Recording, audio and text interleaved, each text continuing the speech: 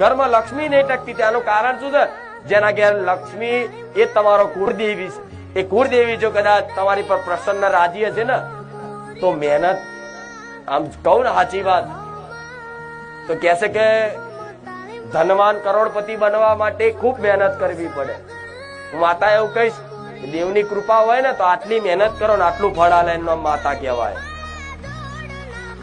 મહેનત તો કરવી જ જોઈએ, કર્તવ્ય તો પાલન કરવું જ જોઈએ, નોકરી ધંધો તો કરવાનો જ, પણ દેવની કૃપા થશે ને તો એ જ ધંધો, એ જ વેપાર, એ જ રોજગાર, એ જ નોકરીમાં તમને એવો ધીર દાડે દાડે લાભ થતો જશે ને આપે રૂપે રૂપે તમે આગળ પ્રગતિ કરતા થશો ને.